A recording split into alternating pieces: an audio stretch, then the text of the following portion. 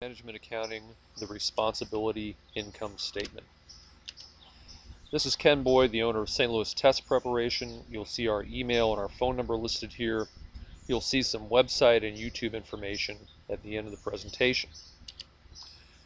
We're picking up a new idea, which is responsibility income statements, and I'd like to imagine that we're the manager of a division of a department store. Let's say it's a Macy's department store, and I run men's suits department within the Macy's. My men's area has a budget, a department budget that I'm responsible for, but there's different types of costs in that budget. There's some costs that I control that I will call traceable fixed costs. They are tied directly to my men's suits area. Maybe I have display shelves and racks that are just for my department. That is a fixed cost for my department. I, as the department manager, control them. But I also have common costs. Let's think about the salary of the president of the entire store. That salary cannot be tied to just my department, and as a result, those common costs are allocated across the entire store to all departments. So for responsibility purposes, that cost, the salary, is responsible by everyone, not just my responsibility in men's suits. So we say at the bottom, as a result, common costs are only considered for the entire store, not just for my department. So let's go over to our example. Macy's department store responsibility income statement for the current month. In part A here, we have a men's shoes line, and we have some financial results there. We have a jewelry line, and to make things easy, we're going to say that those two departments make up the entire company or the entire store. The formula that you see down the left-hand side you've seen before for the most part. We have sales. We subtract variable costs to get a contribution margin, and as we said in the past, the contribution margin goes toward two things. The amount that's left over, in this case $684,000, goes to cover fixed costs, and the remainder is your net income. But for this presentation, we're going to be a little more specific on those fixed costs. We have traceable fixed costs, those that can be traced directly to a product line. So for example, in men's shoes, we've got fixed costs for display, shelving, and racks for shoes totaling $250,000. And the jewelry line also has fixed costs specific to them.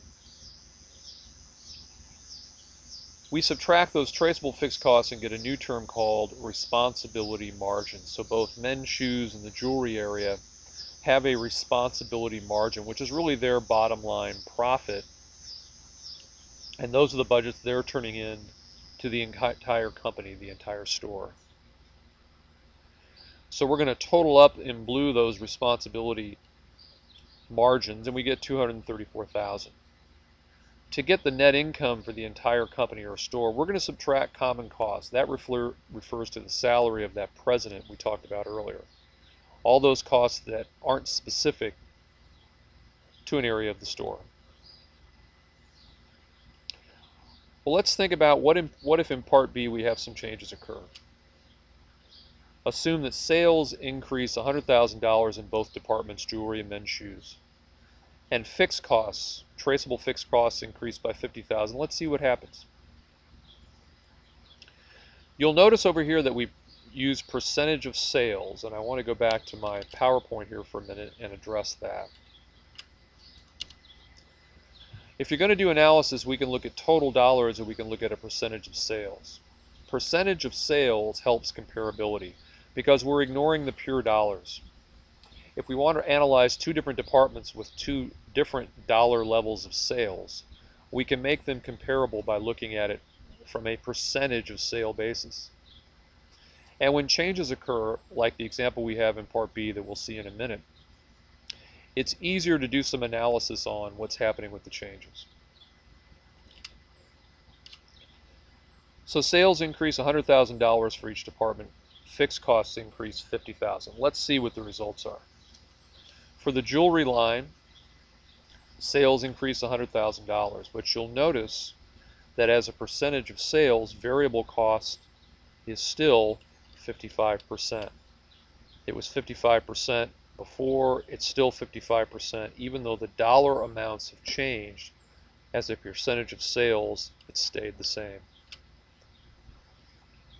Our contribution margin is still 45%, but then we're adding $50,000 to our fixed costs. You'll see up here in the jewelry line, we were at 200,000, now we're at 250. And our responsibility margin in total has decreased by $5,000. So it looks like, just looking at the jewelry line, that these changes make us worse off. Let's look at the men's shoe line. Sales increase $100,000. Variable costs increase, but as a percentage of sales, it stays the same at 28%. Our contribution margin increases by $72,000. We increase our traceable fixed costs by $50,000. The bottom line is that when we get down to the responsibility margin in men's shoes, we're better off by $22,000. So if we were just considering men's shoes, we'd recommend that change. That change would be something that we'd benefit. Well, let's look at the entire company or store. Let's add up the blue numbers, the two responsibility margins. We get $251,000. Just like we did above, we still had to subtract off the common costs. In the original problem, they were $100,000. We go down to the bottom, there's still $100,000. We end up with net income of $151,000. The net income for the entire company before was $134,000. So looking at it company-wide, store-wide, our net income increased $17,000. So as a whole, as an entire company, we would benefit if sales increased by $100,000 and fixed costs increased $50,000. The reason that we got different results between these two entities, the two divisions, is that variable cost for jewelry as a percentage of sales was much higher than variable costs for men's shoes. As a result, increases in sales caused variable costs to jump a lot more for jewelry at 55% of sales, as opposed to variable costs for shoes, 28%. Here's a homework problem that you can do, and you can email me at the email address above for the answer. Here's all the original data. And you can pause or stop this part of the video if you'd like to jot this information down. Let's assume that sales increased $70,000 and fixed costs increased $50,000. And see if you can do the same analysis that I did and see how each line would benefit or not, and whether the entire company would benefit or not. Try that on your own. I'd be happy to email you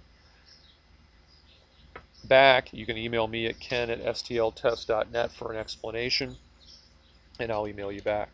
That's the end of part 7 on YouTube, our YouTube channel, Ken Boyd STL, all one word. For live tutoring and chat sessions, here's our website, stltest.net. Thanks, and we'll see you next time.